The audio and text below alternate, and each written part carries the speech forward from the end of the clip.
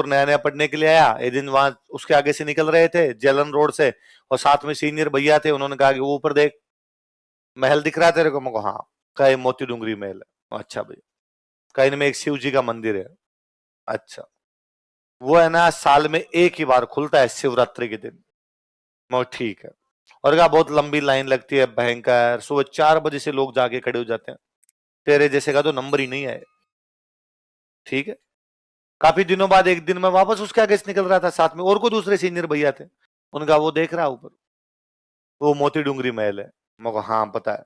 का इसमें एक शिव जी का मंदिर है, शिवरात्रि के दिन ही खुलता है केवल, और लंबी लाइन लगती है सुबह 4 बजे से, और तेरे जैसों का तो।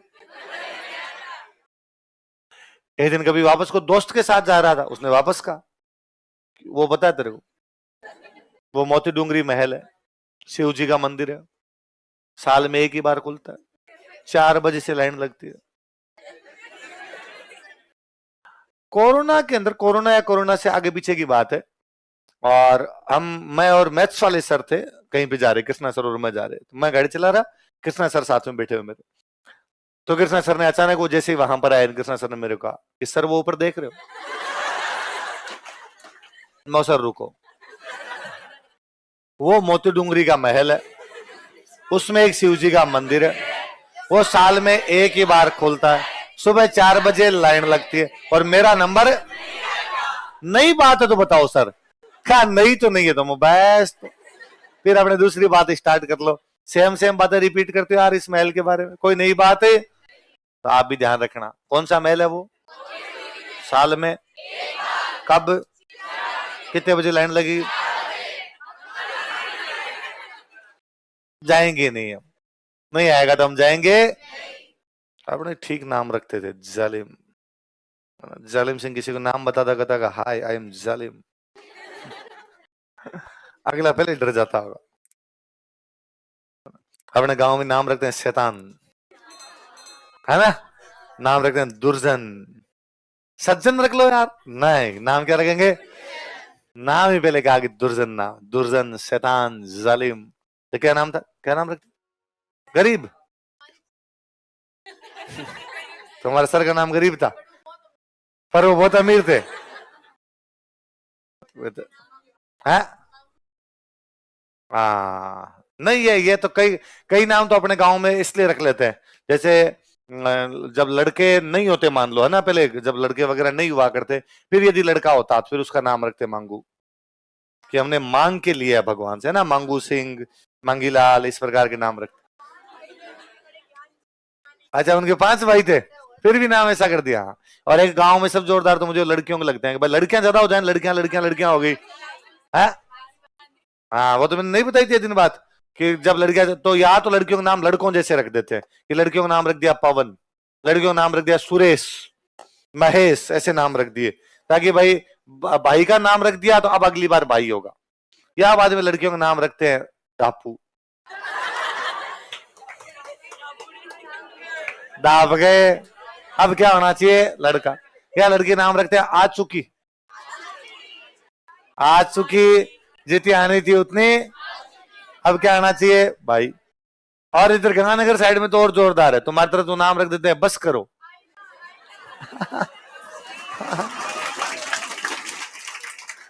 क्या नाम रखते हैं? तू क्या बता रही है? आईना। हाँ आईना, बस जितनी आ गई उतनी ठीक है, अब आगे नहीं, तो क्या नाम रख देते हैं? आईना। है निशा, निशा तो, अच्छा इसलिए भी निशा, निशा, इतिशा, इति, इति जितनी होनी थी उतनी हो गई। तुम्हारी मम्मी क्या रख दिया था? नीरज, नीरज, मतलब क्या हुआ? हाँ तो फिर लड़कों जैसा नाम रखा होगा। हाँ फिर मामो साहब एक नहीं हुए? फिर भी मामा जी नहीं, मतलब कोई टोट का काम नहीं हुआ। चलो सारी मौसियां मौसियां, चलो ये ठीक है। माधो सिंह बाबड़ा सीधा ही आदमी था। माधो सिंह ने ईश्वरी सिंह को कहा भी था कि भैया देबारी समझौता तो ये कहता है कि पूरा जयपुर मेरा है, लेकिन कोई बात नहीं पापा, तेरे को राजा बना के चले गए ईश्वरी सिंह को, तो ऐसा करते हैं आधा आधा बांट लेते हैं, आधा तू रख ले आधा लेकिन ईश्वरी सिंह आधा देने के लिए भी तैयार। माधो मांगे आधो, माधो मांगे ईश्वर देवना पाव। आधे के आधे क्या बोलते हैं? पाव। तो माधो मांगे आधो, ईश्वर देवना। ईश्वर की मर्जी चले तो पूरे परी दाव। ईश्वर की मर्जी चले तो, ईश्वर की मर्जी चले तो वो तो पूरा दबा ले, वो पाव देने के लिए भी तैयार है। और माधा दबा पड़ा कितने में राजी था? आधे में राजी हो रहा था। और ईश्वरी सिंह हारता भी नहीं, ईश्वरी सिंह बगरू में भी नहीं हारता। ईश्वरी सिंह एक चक्कर दूसरा पड़ा। ईश्वरी सिंह राजमहल जीता। राजमहल जीतने के बाद उसने क्या बनाई? ईसरलाट। ईसरलाट 7 मंजिल की है। कितने मंजिल की है? तो कहते हैं ईसरलाट इसने उस चक्कर में बनाई थी कि ईसरलाट के ठीक सामने उसकी गर्लफ्रेंड का घर था। ईश्वरी सिंह उस चक्कर में बना गया कि सामने वाली खिड़की में, वो कोई मंत्री की बेटी थी, ईश्वरी सिंह का कोई मंत्री था, उसकी बेटी थी। तो मंत्री खार खा गया इस बात पे। और मंत्री को लगा अच्छा ऐसा अब इसमें ईसरलाट बनाओगे, यहां बैठ के देखोगे तुम। तो कहते हैं कि जब राजमहल वाला युद्ध खत्म हो गया था ना, उसके बाद में, और ईश्वर सिंह को पता था मराठे वापस आएंगे, तो उसने अपने मंत्री को, उसको कहा, वो मंत्री, अब मैं नाम बोल रहा हूँ उसका, वो सब कुछ संभालता था, उसको कहा भाई क्या तैयारियां? उसने कहा तैयारियां पूरी है। कहा सेना? का सेना मेरे जेब में है, जयपुर की पूरी सेना जेब में, जब जरूरत होगी तब अपने लड़ाई कर लेंगे। समाचार मिला कि साहब मराठे आ रहे हैं उधर से। ईश्वर सिंह ने मंत्री जी का, मंत्री जी आ रहेगा, चिंता मत करो, सेना जेब में अपने। वो घुस गए जयपुर की बाउंड्री के अंदर, आ रहेगा, क्यों चिंता करते हो, सेना अपने। अरे का बगरू आ गए, अब तो आगे जयपुर ही है। का जेब फट गई। इसलिए इस युद्ध में ईश्वरी सिंह की पूरी सेना लड़ ही नहीं पाई थी। बाकी सेना को उस मंत्री ने बुलाया नहीं बुलाया, फिर ईश्वरी सिंह को अकेले लड़ना पड़ा, अकेले लड़ना पड़ा। तो युद्ध के अंदर वो हार गया। तो राजा कौन बन गया? माधो। जैसे माधो सिंह राजा बना, मराठों ने कहा पैसे दे। मैं किस बात के दूं? मेरी तरफ से तुम 2 युद्ध लड़े थे, राजमहल और बगरू, हिसाब चुकता है भाई साहब अपना। ना ना, वो रुपए दो जो हम ईश्वरी सिंह में मांगते हैं। तो ईश्वरी सिंह से लो, कि वो तो मर गया, तो ऊपर जाके लो। मराठों का चौप, हम रुपए जयपुर के राजा में मांगते हैं, इस सीट पे जो बैठेगा वो रुपए देगा।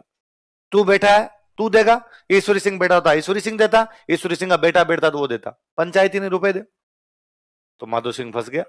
तो माधो सिंह और माधो सिंह की मम्मी ने आपस में डिस्कशन किया। माधो सिंह की मम्मी का नाम क्या था? चंद्रकंवर। क्या नाम था? और चंद्रकंवर ने जो मराठों का सेनापति था उसको कहा कि तुम मेरे धर्म के भाई हो। उसने कहा इमोशनल कार्ड नहीं है, 100 रुपए छोड़े, बहन है तो 100 रुपए कम कर दिए, बाकी वाले दो, अर्जाना दो। अरे कहा मैं बड़ी बहन हूं, 100 ज्यादा ले जाना, हमें थोड़ा टाइम दे दे, हम अभी राजा बने तो हमें क्या पता खजाने में कितना पड़ा कितना नहीं पड़ा, एक बार थोड़ा बंदोबस्त कर ले फिर ले जाना। तो मराठों का ठीक है, हम पंजाब जा रहे हैं, आते टाइम लेके जाएंगे। अरे कहा आने की जरूरत नहीं, हम खुद बुलाएंगे आपको। कहा ठीक है। थोड़े दिनों बाद माधो सिंह ने मैसेज किया मराठों को कि मामा जी, भाई मामा जी बन गए ना, तो वो आ जाओ आप और वो ले जाओ, पैसे ले जाओ। मराठों का ठीक है हम आ रहे हैं। कि एक बात और सुनना, मैं ना वो रास्ते लग का कार्यक्रम करवाऊंगा, तो परिवार को लेके आना, मामी जी को और बच्चों को और उनको भी लेके आना। मराठों का तेरी मामी जी तो महाराष्ट्र बैठे हैं, हम तो यहाँ पंजाब में लूट मार करते घूम रहे हैं, हमारे साथ तो फौज है 4,000 की, ये लेके घूम रहे हैं कि कोई बात नहीं फौज को लेके जाना। अरे तो इतने सारे फौजी जयपुर आएंगे, तुम कैसे व्यवस्था करोगे? अरे भाणजे को छोटा मोटा समझा गया, आप तो पूरी फौज को लेके आओ। तो मराठे पूरी फौज को लेके जयपुर आए युद्ध हरजाना लेने के लिए। क्या लेने के लिए? साथ में पार्टी में भाग लेने के लिए, पार्टी और दे रहा था पार्टी में भाग लेने के लिए। अब भाई मराठे उधर से दिल्ली वाले गेट से घुसाया, उनको उधर वाले गेट से घुसाया, और उधर से गेट से घुसाने के बाद उधर वाला गेट किया बंद, इधर वाले गेट पहले से बंद थे, घाट गेट, अजमेरी गेट, ये सारे पहले से क्या कर रखे थे? बंद। और जयपुर की सारी जनता को हथियार दिए हुए थे कि कल एक भी मराठा जीवता वापस जाना। भाई साहब 4,000 मराठों को कूट कूट के मार दिया था जयपुर की जनता ने। कहते हैं 11 मराठे जैसे तैसे करके परकोटा कूद के भागने की कोशिश कर रहे थे, जयपुर वाले वापस खींच के लाए, कंडा जा रहे हो जाए।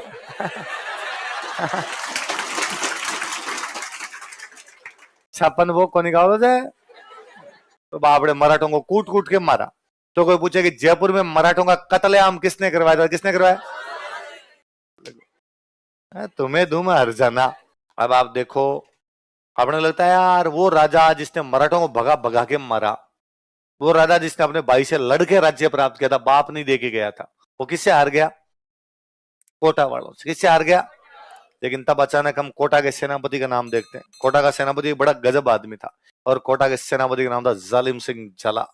क्या नाम था? बंदे का नाम ही जब क्या है,